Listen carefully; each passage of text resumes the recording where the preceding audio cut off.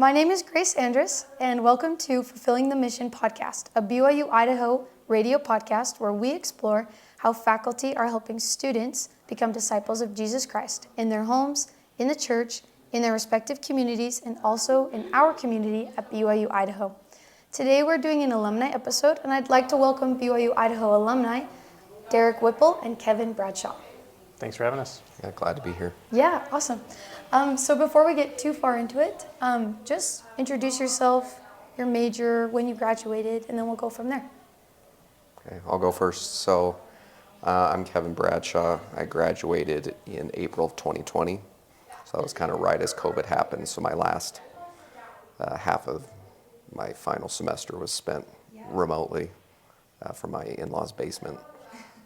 I graduated with a degree in civil engineering with an emphasis in structural. And so I've since been working in the industry, in the private consulting industry as a structural engineer.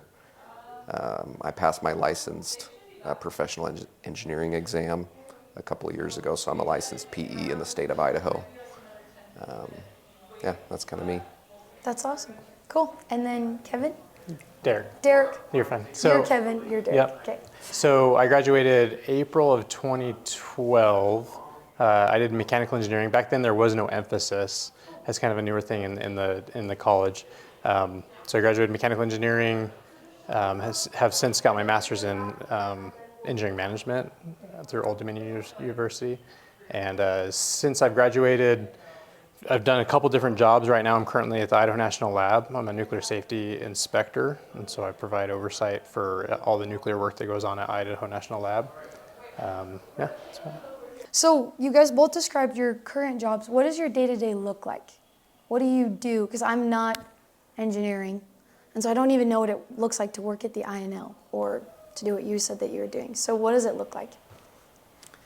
So we are a structural engineering firm, a consultant, and so I describe it as an architect designs the skin of a building, we design the bones. Okay. So an architect is not qualified to design every aspect of a building. There's way too much, right? There's electrical components, plumbing components, structural components, and so the architect is the overarching project manager for any given project, but they hire consultants to help them with the more fine details of the code that they don't know.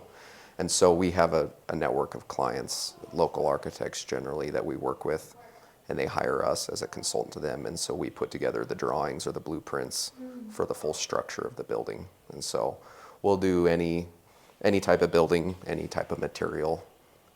Pretty much the only thing we don't touch is bridges. Those are kind of their own animal. We leave that for the highway department. But any other structure we will design. And so we've been blessed to work on a few temples for the church, which has been a big blessing. And they were not even doing temples when I started there. That's not why I chose that company. I chose the company because it was just a lot of good people.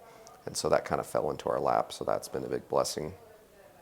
But day to day, it's just working through calculations and reviewing code and designing the building and answering a lot of questions. We're pretty heavily involved even after the construction starts. A lot of phone calls from contractors asking for clarification on things, and then we'll do site visits as well. So travel out to the project site a few times through the build and do some inspections.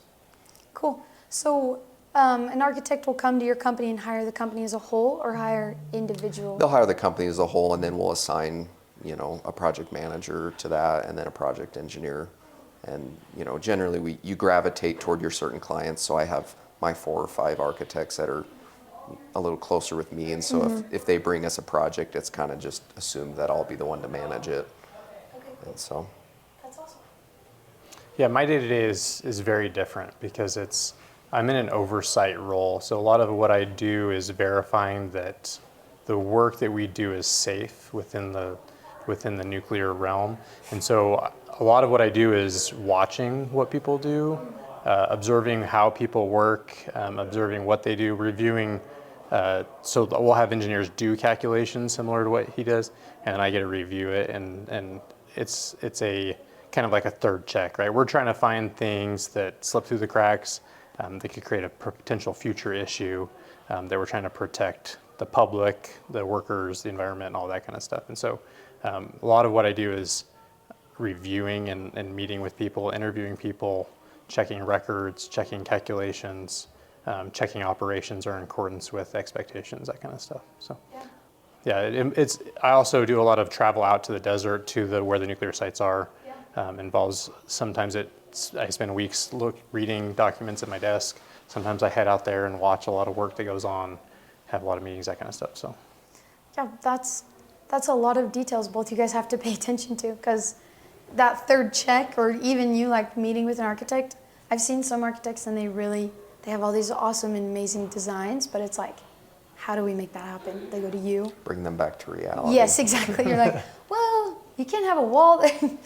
But yes, that's awesome. So how did you get to the job that you have right now? Was that the first job you landed after graduating? You graduated more recently, or did you graduate a couple more years ago? Or? So my path was pretty long because, so I've been out of college a while. When I graduated, I went and worked for Honda. I was a manufacturing design engineer for them in Ohio, doing automotive, working on the actual Honda and Acura vehicles.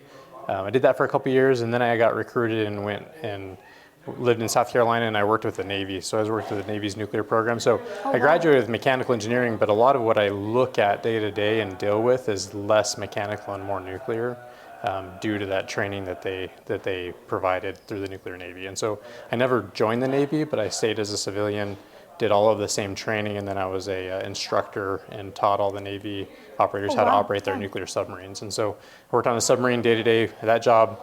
And then I came out to the Idaho National Lab because a lot of people don't know that Idaho has a very strong foundation in nuclear in our country.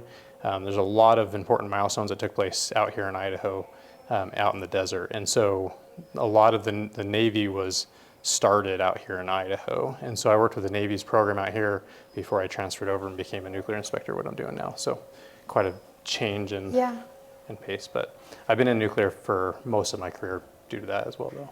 Do you prefer the nuclear side over the Navy side? What you did at the Navy? So there's pros and cons. Yeah.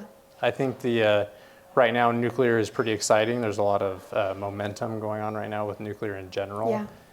The Navy side was incredible to work with the Navy at the tip of the spear. We're literally working with the new officers and enlisted that came in and were about to go to a nuclear submarine and be out there protecting a country. And so to be a part of that was incredible. But the pace of work with that is also incredible because they hold you to a very high standard and a very high pace. And so I wasn't home a lot during those periods and stuff like that. So getting out of that and having a more balanced life has been really great too.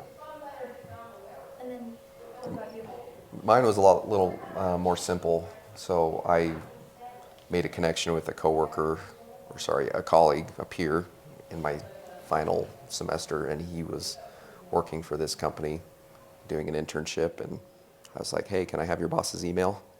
Shot him an email, and so I started working for them in my last semester as an internship of sorts, even though I'd already done one. But I was only taking 2 classes, and so I was able to work about 30 hours a week. So I did that for my last semester, and then when I graduated, I went on board full time and been there ever since. Loved it.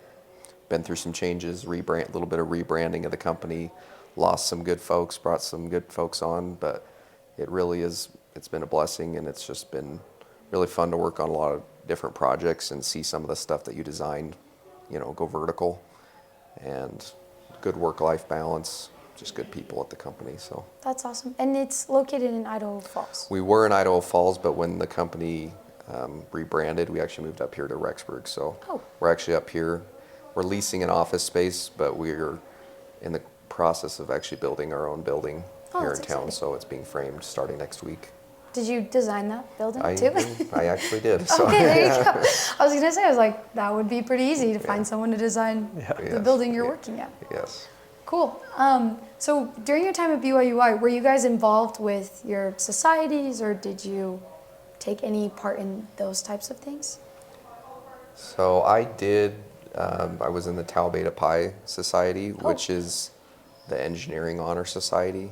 So it includes mechanical, civil, electrical, software engineering, There might be one or two more that I'm not thinking. I don't know if you know. I know nothing about it. Oh, so yeah. So essentially, you have to have a certain GPA to be offered, and not everyone that's offered joins the society. But that was pretty fun. They do a few activities every semester, and then my second to last semester, I think it was, I served as the president of the society, and that was pretty fun.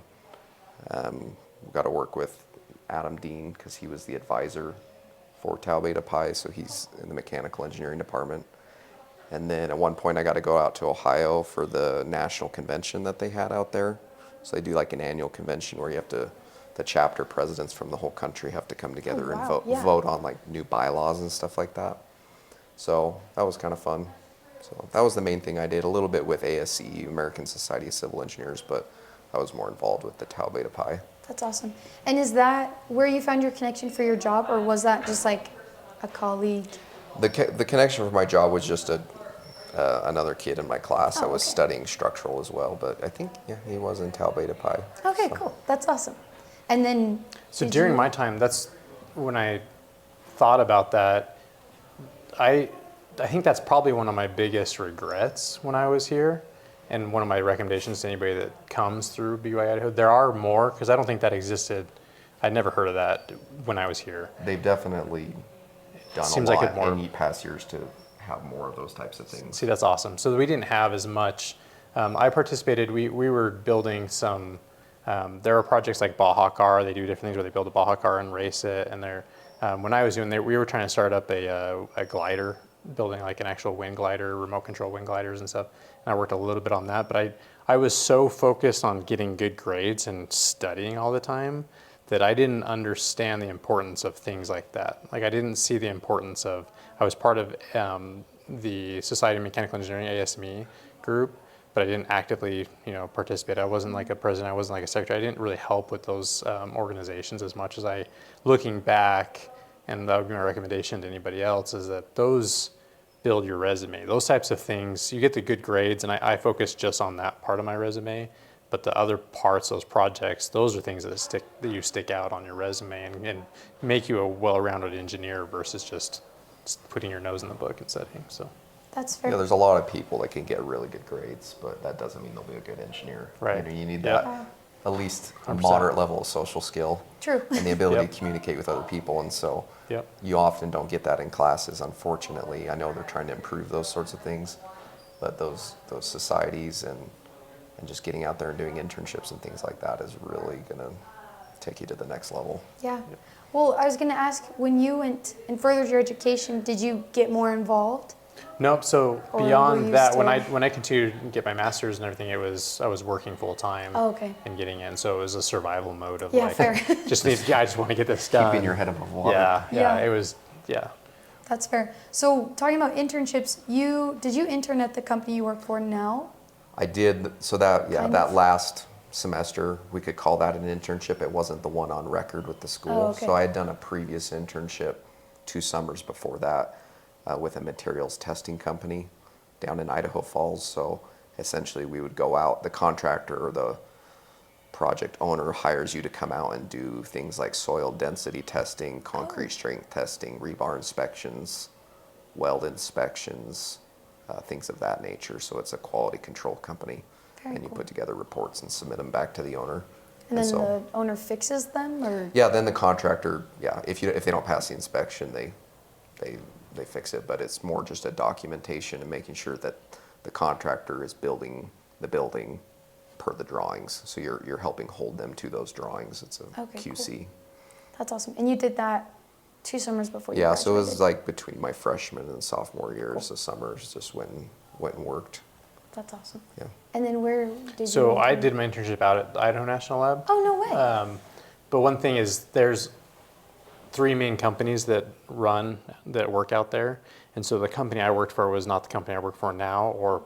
So I've worked for 3 companies, 3 groups at Idaho National Lab. The Idaho National Lab is about the size of Rhode Island, so it's massive. Holy cow.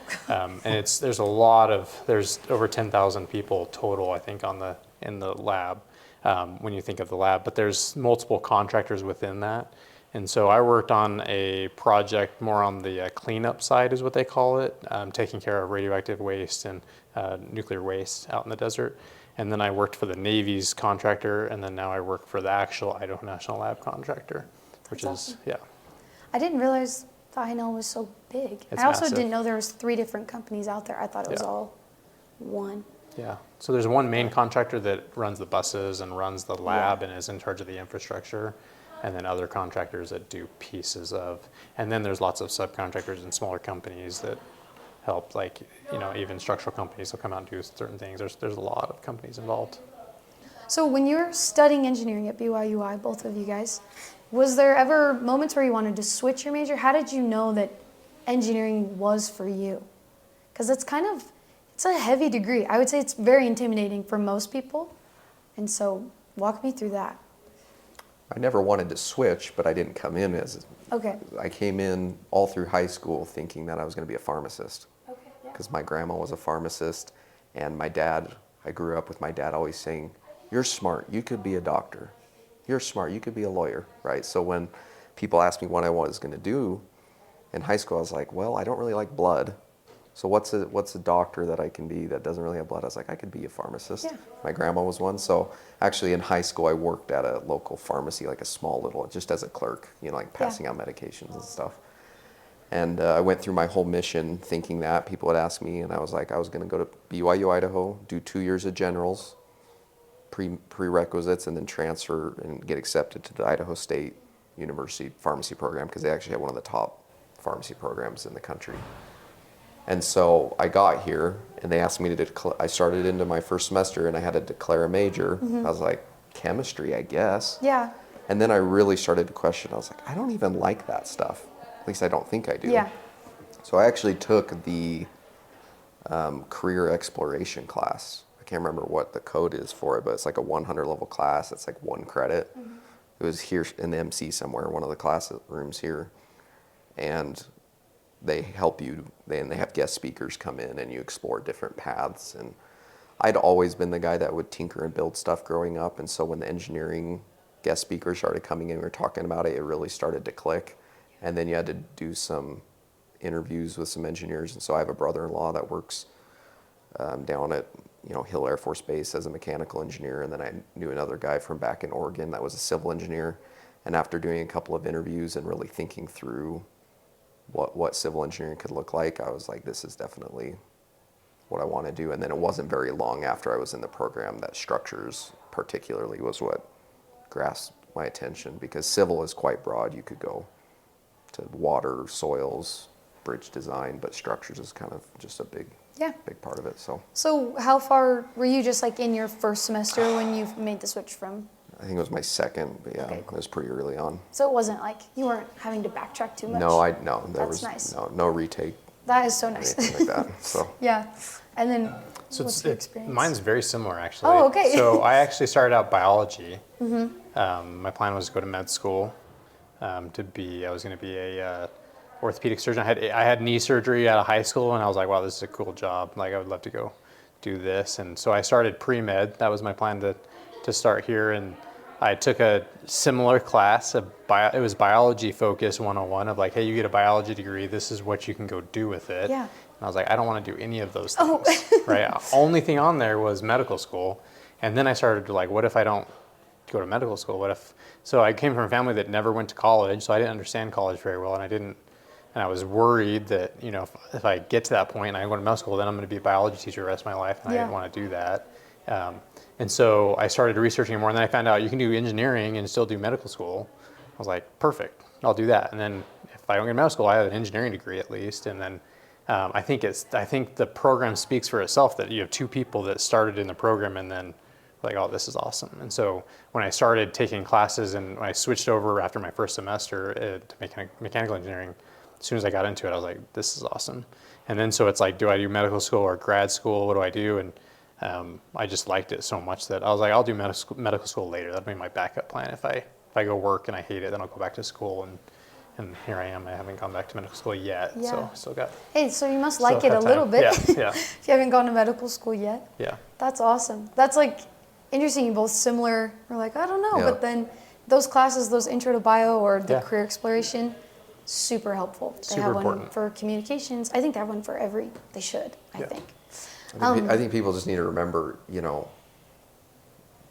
don't be committed. Like when you come in, keep your options open. Yeah. Like you can declare a major and change, and don't be embarrassed to take that class, the career exploration class. Yeah, like, it's so helpful. You're not expected to have it figured out when you get here. You're still in the discovery phase of your life. Yeah, I mean, most people here are 18 to 20, and that is so young to decide what you're going to do. For the next 35 years. Yeah, so it's awesome. Those classes are so helpful. Did you guys have like a mentor or professor that really helped you along your path?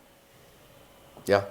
So brother Nathan Harris is the main structural professor in the civil department. Mm-hmm. And to this day, we're still pretty close, good friends. That's and awesome. so we've sponsored, since I've left, we've sponsored 4 senior capstone projects. So that's allowed me to come up here and be involved. That's awesome. And then when he went to take his sabbatical last fall, he reached out and asked if I would teach one of his classes. Wow. And so I taught as an adjunct for the reinforced concrete class on campus. And that was a good experience to come. And I just love the spirit here. I love to be up here every time I come here. I'm just glad to be back. And I enjoyed school. Like I know a lot of people, I'm so glad to be done, but like seriously every day I just loved being here and just learning, soaking up the information. Yeah. And so, yeah, Brother Harris was my go-to guy. And he's here still, right? Yep, he's still. Are you going to go see him before you leave? Probably. Yeah, we're still in good contact, That's like awesome. pretty regularly, and we hire quite a bit of interns every year, and so I will pretty regularly. I'll send him an email. I'll say, hey, we're looking for some interns. Could you announce it in all your classes, all of his structural classes? So he'll throw my email up on the PowerPoint, and then I awesome. get blasted with resumes. That's amazing. So yeah, he's been a good help for us. That's awesome. I think that's one of the things that sets BYU-Idaho apart from other universities is that the professors are not focused on research and making money. Yeah. They're focused on the student success. And so literally every single professor I had, I felt like they were my mentor. Yeah. Some I got along with better and was able to talk to more, but there was at no point you didn't feel comfortable going into their class, into their office and asking for help and talking to, Brother Dean or Brother Schellenberg. All of them were awesome. And so I didn't have one that stuck out more than the other versus, they're all awesome. They're so focused on students. Yeah, no, it's true. I think across the board, BYU-I, the professors really do care about their students. And I think, especially when the effort's reciprocated too, from student to teacher to mentor. So yeah, I'll go to my awesome. grave with the opinion that you cannot get a better education in America for the price of BYU-Idaho because of the lack of research. They're just so focused on this. They have nothing else to do. Yeah. They don't have some grant they need to go write a paper for to make sure they get funding next semester. It's just 100% the classes they teach, and you're actually being taught by their professor and not their assistant. Yeah. Or something like that. So. No, it's true. It's awesome. So it's awesome you guys are both so passionate about BYU-I. So it's great you're here. That's good. Yeah. Good Yeah, for it's you. awesome. That would be really bad. It would be really, Make it awkward. Yeah. really awkward if you guys were like, hated my experience. Yeah. That's awesome. So what advice would you give to current BYU-Idaho students? You kind of touched on it a little bit. You said getting involved. Yeah, I would echo that be more well-rounded. Getting a 4.0 GPA is nice, but like he said, that they're looking for people that are going to go communicate. Because a lot of part of an engineering is when you're doing any kind of engineering, there is a huge piece of that is communication. Mm-hmm. And so whether you're starting a new project, there's a communication with the customer, and that communication throughout a project if you're doing design work, or if you're going to, like I provide oversight, a lot of that is me going and communicating to people. There is a big piece that's technical, and you have to understand the technical side of things.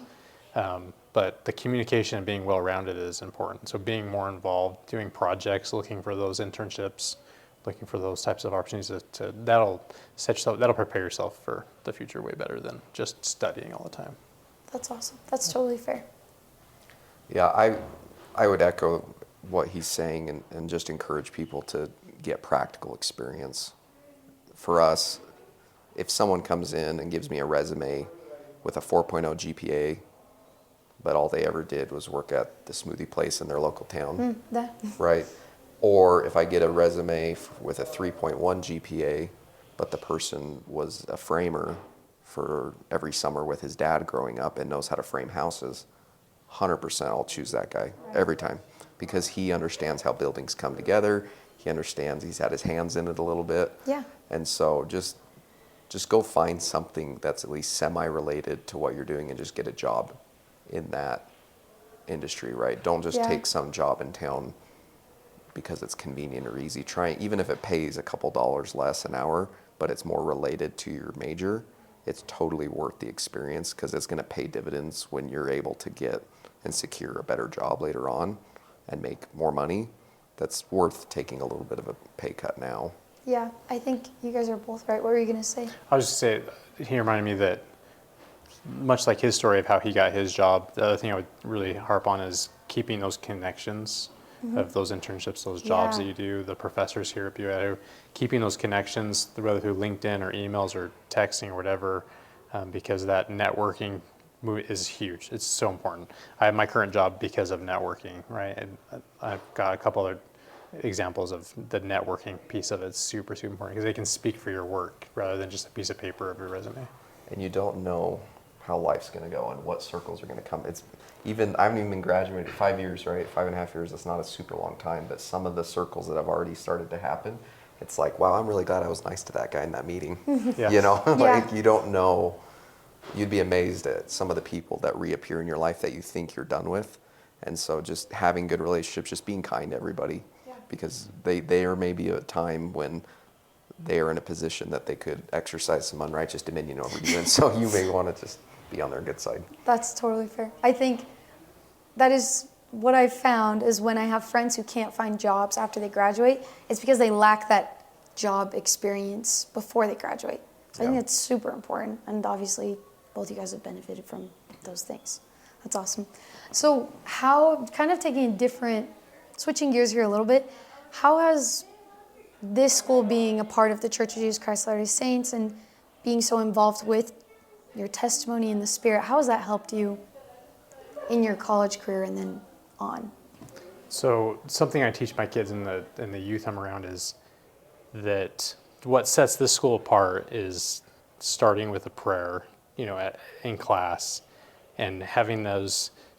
There's still stories that professors told us that were related to their sharing their testimonies in class that I still share with people, that I still hang on to, that I repeat those stories of clear examples that our Heavenly Father is He's perfect at everything. He's a perfect structural engineer. He's a perfect nuclear safety inspector. He's a perfect designer. He's a perfect everything. And we have access to him, right? So that aspect of this school is irreplaceable. And the professors teach you that. They don't just, they rely on it, but they also try to teach you that to rely on that and to use the Spirit, because you can literally tap into this perfect resource and then use that to study, to learn to fix problems, to solve problems. Yeah, So. that's amazing. Yeah, I would say just the safety in the Spirit here allows your brain to be focused on, right? You're not so much worried about some of the other worldly things, and it allows you to focus on your studies. And I was reminded just recently of an analogy, and I think it was from a conference talk years ago, but essentially comparing the commandments to a kite string, right? If you don't have a string on a kite, the kite will just fall to the ground, right? It needs the resistance of the string, and that's what allows it to fly higher. And so I know there's definitely students out there that disagree with some of the honor code policies and the rules that the campus may have, but you got to recognize that those are there for your benefit, and they help hold you down, and they keep you out of bad situations, right? So we just don't have, like, the students here just don't have the problems with the law. They don't have the problems with a lot of these other things that so many other universities in the country, like, you have all these students that are fighting that stuff. Now imagine having those stressors in your life while also having a final exam. Yeah. Like, we should be grateful that we just live our lives in a way that it removes that entire element. If we just live the gospel, we can focus so much energy on our family and on our studies and on enjoying the outdoors that we don't have. I don't know. That's just my thoughts. No, those are both you guys great thoughts. How has that kind of poured over into your career as well?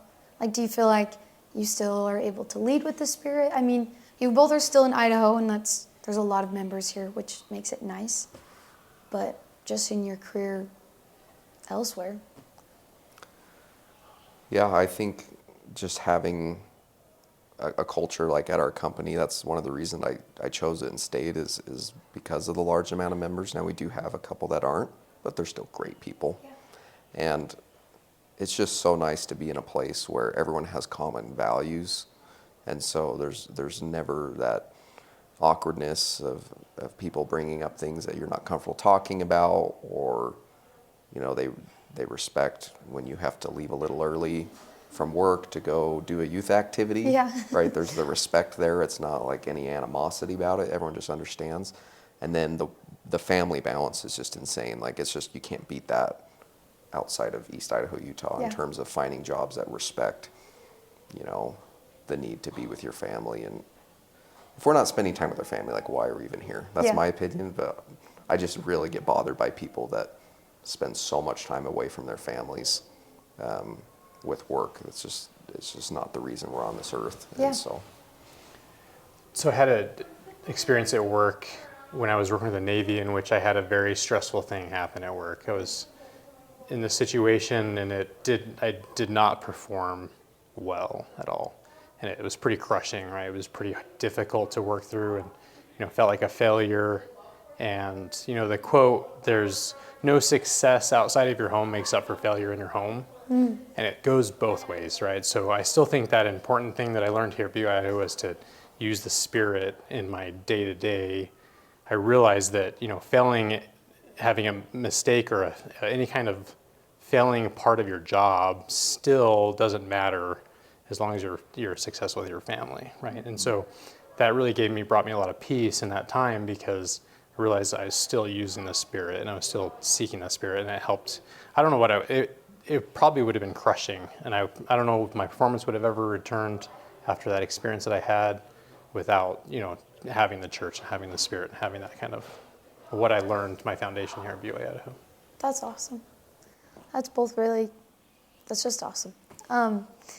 Is there anything that you were surprised with in your career, or that maybe might surprise other people? That you were like, I don't remember this. I was surprised how many people are not willing to really work. Oh, really? Just in general. I think there's a lot of hardworking individuals that come to this university and are grateful for such a great university. And when I got in the real world, even in my internship while I was at school, I was surprised how lazy people can be once they get to a career and they kind of survive in a career. And it can set you apart by just showing up and working every single day, all day, like actually putting in effort. That really surprised me. You expect these adults, they go on and do their jobs, and you expect them all to be changing the world, and then you find out that they just sit in a cubicle and do nothing all day and then go home, and it's surprising. Yeah, that's fair. I think I was surprised by how much I did not know. Oh, fair. It's incredible. I mean, I learned more in the first 6 months of my job than I did in 2 years here, for real. And so it's important for people to realize that you're here to get very basic principles. You will not master or even come close to mastering any field or topic in your undergrad. Yeah. And so that's why I think I harp. It's like, yeah, the good grades, and he's saying the same thing. The good grades are good and important, but also the experience is way more valuable, because you could get a 4.0 and then you're still going to go to your job and you're still not going to know anything. Yeah. And the guy with a 3.5 is going to come to the job and you're both not going to know anything, and you will be on the same level playing field. But if you have the experience, then all of a sudden the guy with the higher GPA, you're a little bit above him because of that experience. Right.